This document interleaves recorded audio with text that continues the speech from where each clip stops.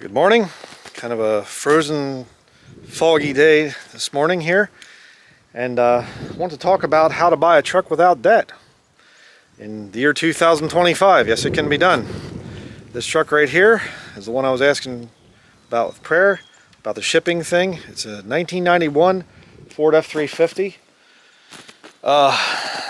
Just over, right around 100,000 miles or so on the thing, and has a, we call it a truck cap. I always call it a truck cap, but some say a topper or canopy or whatever. And I'm going to get inside. I'm going to share some points on it here.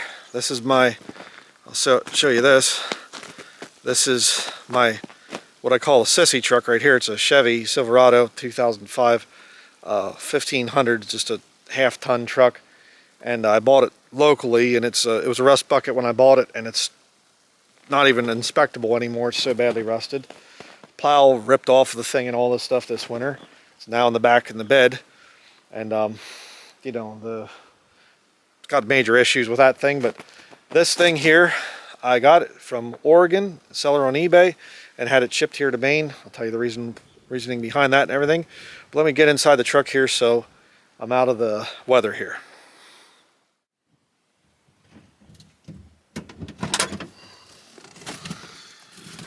All right, hop in here. Slipping and breaking my neck. Everything's covered in ice right now. All right, inside the nice old vintage pickup truck. I like older trucks, but I want to go over some math here. Why am I doing this video? Well, I'm doing this video for a number of reasons. For young men out there that think that they have to have a brand new vehicle. Some of you don't have fathers that are active in your life. Might come from a single parent home or something like that. But a lot of fathers don't have much sense anymore either. So I'm going to try to give you some good common sense here. I was raised with a thing of using or buying used vehicles, not having to have the newest and latest and greatest. And I came to appreciate how older vehicles are made. And my first car I ever bought was a Volkswagen Beetle, 1970s, I think VW Beetle. It was not inspected at the time. It needed some work and whatever. I paid $75 for it. Not going to find many like that anymore. But even the first road legal vehicle I had was a Plymouth Champ. I think I paid about $700 or $800 for that. And it had lots of issues. It left me sit numerous times and whatever else. But it was teaching me things. It was teaching me how to work on vehicles, teaching me how to get by with less. And for all the times it let me sit, there were a lot more times that it got me where I was going, from point A to point B. And it wasn't the coolest vehicle. It wasn't a chick magnet or something like that by any means. But you know what? It got me back and forth to work. And I've had that as a understanding all through the years, that having an older vehicle, as long as it's drivable and it will get you where you're going, well, you don't have to worry about, your image coming from your vehicle. That's pretty pathetic in my opinion. But a lot of you feel helpless because you think to yourself, as young men, you think to yourself, how can I ever afford a new truck or something? Well, you can't. New trucks are ridiculously priced. And even, you say, well, Brian, you're saying $75 and $700 for vehicles. That's just not that way anymore. Well, yeah, I get it in some ways, but you know what? Number of years ago, I think it was probably 2016 or so, maybe 2017, that I bought a Chevy Tracker. You can see it in some of my old videos. It's a white Chevy Tracker. I paid $3,800 for it. So you can still get fairly cheap vehicles. And I drove that thing all over the state of Maine, took it on very long road trips, took it on ATV trails, off-roading. Would put a lot of miles on that Chevy Tracker. And it still could technically run. It's sitting back in the woods that way. You've seen it on different walk and talk videos. I still have the thing. But I'm going to go over some math here, just to show you the absurdity of why you should not buy a brand new vehicle. I'll put this up on the screen here. A brand new 2025 Ford Super Duty F350 Lariat truck. The base MSRP, manufacturer's suggested retail price, is what MSRP stands for if you don't know, for $45,300. Okay, with the options that it would, different options there. $5,000 destination charge, $2,095 loan amount, $52,395 after a zero down payment, which most people don't have money for down payments anymore. And just to put that into perspective, the property that I'm sitting on right now, we paid $55,000 for, and it's a lot of land. Okay, so $52,395 for a truck that's going to depreciate in value very quickly, versus $55,000 for land that only gets more valuable in time. Think about where your priorities should lie there. The interest rate is 5.99%, loan term 72 months or 6 years. Using an online loan calculator, the estimated total cost of the loan, including interest, would be around $68,000. $68,000 for a truck like this. This is an F350. It's a 1991, not a 2025. Crazy. But let's look at the math here. Okay, what I paid for the truck was $14,000, $2,500 to ship it from Oregon to northern Maine. So the total is $16,500 total. To fill both tanks, I took it, and it was ethanol-free, pure gasoline, 90 octane, I think it was $100 that I had to pay to fill both tanks. Both tanks were right around a quarter of a tank or so they weren't completely empty. You don't want to run these trucks down to completely empty. It's kind of a little scary.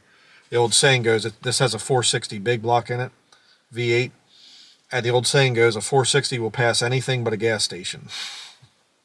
Kind of funny. But see, that's why this truck was cheaper, because it has such a huge motor in it. It's an old style motor when gas was $1 a gallon or something, or $1.50 a gallon, when this truck would have been around back in the day. I started driving, what would that have been? Probably this year, I guess, 1991, I think, something like that. I think that'd be about right, yeah, because I would have been 16, I think, at that point in time. I was born in 1975. Having a hard time with the math here this morning, but so this truck was around when gas was pretty cheap. Now, not so much so. But you say, well, then it's just not a good deal. It's so much worse on gas mileage, fuel mileage. Your carbon footprint is bigger, or something now. Although I'll try to step in less carbon. But now you think about this for a minute. Let's do some math here. Oh, it's so much more expensive to drive an old truck like this and whatever. Not really. Because if you have $68,000 for the new 2025 Ford F350, subtract that from, or subtract the cost of this truck with the shipping, $16,500. That would be a difference of $51,500 between the two trucks there. Now, if you're talking about gas, this is going to make you use so much more gas than the new truck, which it wouldn't be, that much, but let's just say it is. That would mean at $100 every time I need to fill up, I could fill up 515 times, 515 tanks of gas to equal the cost of a new truck. You say, what about repairs? Well, there'll be repairs on the new truck. And by the way, this isn't even factoring in what the fuel cost would be for the new truck. So even if it gets, 2 times, it's only $50 to fill it or something, or it lasts much longer or something like that because it's more fuel efficient. I would never equal the cost of a new truck by driving this old truck. What about repairs? The parts are cheaper. The parts are easier to fix. This thing literally didn't even take anything for inspection. There was a little bit of work that needed to be done. I did the work, and it didn't even take anything. Just a sticker. Put the sticker on it. Maine State inspection, which is pretty strict. Okay, so, in other words, it's much cheaper to drive an old gas guzzler than a modern truck financed through debt. What's the point? Well, the Bible says that the rich ruleth over the poor, and the borrower is servant to the lender. You get yourself into debt, and it starts a cycle. And it becomes very hard, if not impossible, to get out of that cycle of debt, especially now. And you say, well, Brother Brian, I don't have $16,500 for a truck. That's crazy. How do you earn that kind of money? Well, at first, it's very difficult. When you get into debt-free living, it's going to be kind of tough to have to finance everything that you do. Buying your food, buying a vehicle, paying for gas and whatever else. But when you have the Lord on your side and you are doing things the right way, the biblical way, you'll gain wealth as time goes by. Because see, every time that you finance something through debt, you're having to pay 2 or 3 times more than the actual price of it. I mean, $45,300 versus $68,000. That's crazy. Now it's not 2 times more, but you see what I'm saying here. Hey, I have cash. I'm going to go into the dealership there. You'd have to pay the destination charge, I guess, or whatever, but I don't want any options. Just go in and buy a truck or something. It'd be, $47,395, according to those statistics there. Pay whatever taxes you have to and things. You'd have a truck for less than $50,000 if you wanted to go with a new truck. Or you can buy one of these for, way less than half of that. You see what I'm saying? Okay. So if you're a young man out there, or even just a couple that says, hey, we have lots of debt and we want to get out of debt, buy older vehicles. It's a very cheap way to do it. And, I've been doing this for years. And, well, what if it leaves you sit someplace? Well, I've seen brand new vehicles along the road too. Don't forget that. But let's just say, what if it leaves you sit someplace? Well, walk. Okay. I've done that plenty of times. Or, the Lord will allow, or he'll have people come along and, hey, do you need help or something? You having some problems, vehicle problems? See, here's the thing. A lot of people just are, it's just inevitable. They're on the cattle chute heading into the slaughterhouse and they're saying, it's just the way it is. This is how things are now. We have to just go and be destroyed and whatever. No, you don't. You can fight against the system. Oh, they're going to make electric vehicle mandates. We have no choice. No, fight against the system. Hey, you know what? The best thing that you can do to really mess up this whole, carbon tax and all the Agenda 2030 and all that, drive old vehicles. Just say, no, I refuse to go with your new vehicle stuff. I'm not interested in it. I'm going to save money. I'm going to go out and I'm going to buy a cheap vehicle and drive it for a little while, making money from that, going to work with it.